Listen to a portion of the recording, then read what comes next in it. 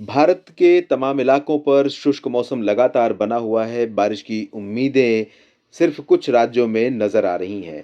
Post monsoon season में या winter season में आमतौर पर बहुत ज़्यादा बारिश होती नहीं है, लेकिन ऐसा नहीं है कि बहुत लंबा गैप इन भागों में देखने को मिले, जहाँ पर लंबा गैप यहाँ बना हुआ है। मध्य प्रदेश, छत्तीसगढ़, ओडिशा, झारखंड, बिहार, पश्चिम बंगाल, गुजरात, राजस्थान, हरियाणा, पंजाब, दिल्ली और जम्मू कश्मीर से लेकर उत्तराखंड के बीच में बारिश काफ़ी दिनों से नहीं हुई है। पूर्वोत्तर भारत में भी बारिश का मौसम अभी नहीं नज़र आ रहा है। ये पूरा का पूरा रीजन लगातार ड्राई बना हुआ है और आपको बता दें कि उत्तर भारत के पर्वतीय इलाकों में पिछले दिनों जो बर्फबारी हुई थी, उसी की बदौलत जो तापमान में गिरावट हो रही है मैदानी इलाकों में, चाहे वो राजस्थान, पंजाब, हरियाणा हो या फिर बिहार और पश्चिम बंगाल हो या फिर यहाँ तक कि गुजरात, मध्य प्रदेश, महाराष्ट्र और छत्तीसगढ़, तेलंगाना तक, उड़ीसा तक तापमान में गिरावट इन्हीं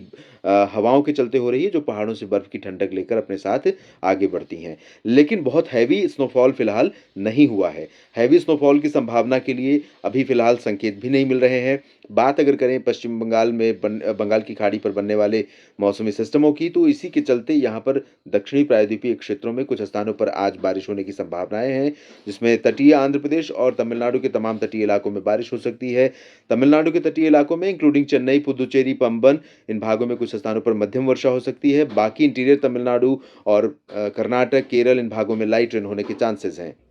इस बीच बंगाल की खाड़ी के ऊपर एक सर्कुलेशन बना है और ये सर्कुलेशन कहीं न कहीं आगे मूव कर रहा है। हालाँकि ये बहुत ज़्यादा स्ट्रॉन्ग होगा, ऐसे संकेत यहाँ पर मिल नहीं रहे हैं और इसके चलते ज़्यादा चांस इसका बन नहीं रहा है कि इसके प्रभाव से कोई हैवी बर्फबारी या फिर कोई स्ट्रॉन्ग वेदर सिस्टम, ये डिप्रेशन या साइक्लोन स्टॉर्म बनेगा। लेकिन आपको बता दें कि 6 दिसंबर के आसपास एक और स्ट्रॉन्ग वेदर सिस्टम यहाँ पर बे ऑफ बंगाल के दक्षिण-पूर्वी इलाकों पर विकसित होता हुआ नज़र आ रहा है, जो अगर 6 दिसंबर के आसपास विकसित होता है, तो अनुमान ये है कि 10 दिसंबर के आसपास ये स्ट्रॉन्ग हो सकता है और स्ट्रॉन्ग होने के बाद ये भारत के तमाम राज्यों में बारिश दे सकता है। लेकिन अभी ये कहना बहुत मुश्किल है कि वो कितना स्ट्रॉन्ग होगा और कितना प्रभाव उसका भारत के किन राज्यों पर देखने को मिलेगा। फिलहाल ये तो रही आज की बात, हम बात करते हैं 27 नवंबर के मौसम की। 27 नवंबर को भी दक्षिणी भारत के क्षेत्रों में ही कुछ स्थानों पर वर्षा होने की संभावना है और यहाँ पर तमिलनाडु के साथ-साथ केरल में थोड़ा बारिश इंक्रीज़ कर रही है और ये इंक्रीज़ बहुत ज़्यादा नहीं है, लेकिन light to moderate rain interior portions में हो सकती है। मदुरई, वेल्लोर, कोयंबटूर समेत तमाम इलाकों में और त्रिवेंद्रम से लेकर कोचीन के बीच में, तटीय कर्नाटक और दक्षिणी महाराष्ट्र तथा दक्षिणी कोंकण गोवा के क्षेत्रों में भी कुछ स्थानों पर वर्षा होने के संकेत मिल रहे हैं।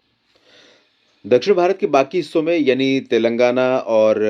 आंध्र प्रदेश का उत्तरी तटीय इलाका, इन भागों में क्लियर और ड्राई वेदर रहेगा। इस बीच आप देख सकते हैं इस समय दक्षिण भारत के साथ-साथ मध्य क्षेत्रों में ओडिशा से लेकर तमाम इलाकों में हवाओं का रुख बदला हुआ है और इस बदलाव के चलते ही यहाँ पर जो मिनिमम टेम्परेचर में गिरावट हो रही थी, वो भी अभी अगर मैं आज और कल की बात करूँ तो थोड़ा-सा गुजरात में, महाराष्ट्र, दक्षिणी मध्य प्रदेश, दक्षिणी ओडिशा, छत्तीसगढ़, इन भागों में फ़िलहाल गिरावट थोड़ा-सा रुकेगी। इसी तरह से गिरावट कम होगी यहाँ पर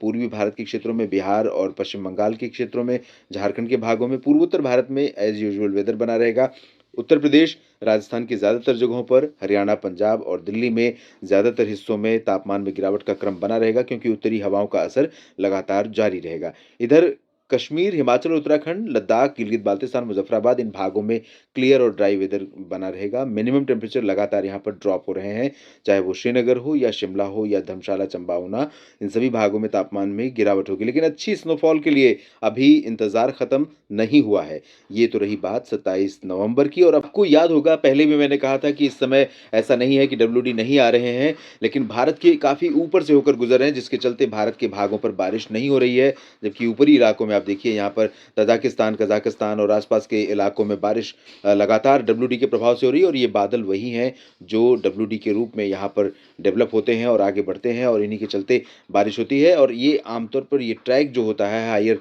एल्टीट्यूड वाला, ये होता है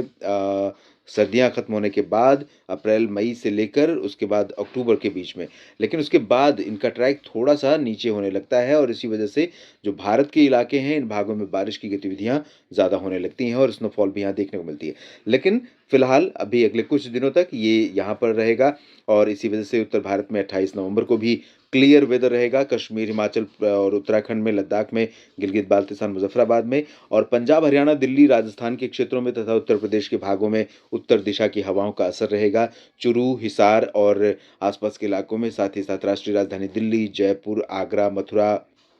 बरेली, शाहजहाँपुर, लखनऊ इन सभी भागों में तापमान में बड़ी गिरावट हो सकती है 28 नवंबर को। हालाँकि अभी स्नोफॉल नई नहीं हुई है, नया स्पेल नहीं दिखा है, लेकिन फिर भी यहाँ पर तापमान में गिरावट की संभावना रहेगी। बिहार में भी तापमान गिरेगा, लेकिन बहुत ज़्यादा नहीं और इधर दक्षिण भारत के साथ मध्य भारत के भागों में अभी हवाओं का रुख उत्तरी नहीं होगा, तो इस वजह से यहाँ पर आर्द्रता रहेगी। दक्षिण भारत में बारिश थोड़ा-सा इंक्रीज़ करेगी, केरल और तमिलनाडु के इंटीरियर पोर्शन में और साउथ इंटीरियर कर्नाटक के, साउथ कोस्टल कर्नाटक के कुछ हिस्सों में और उसके बाद अगला जो सिस्टम यहाँ पर बन रहा है, इसका कुछ प्रभाव देखने को मिलेगा और इससे नॉर्थ ईस्ट मानसून फिर से रिवाइव करेगा और ज़्यादातर जगहों पर बारिश की गतिविधियाँ इन हवाओं के आने से बढ़ेंगी और उसके बाद दिसंबर के पहले सप्ताह में संभवतः जैसा कि मैंने कहा, एक नया वेदर सिस्टम डेवलप हो सकता है बंगाल की खाड़ी के दक्षिणी भागों पर और वो काफ़ी प्रभावशाली हो सकता है। फिलहाल इस वीडियो में इतना ही, लगातार बने रहिएगा मौसम तक चैनल के साथ। धन्यवाद।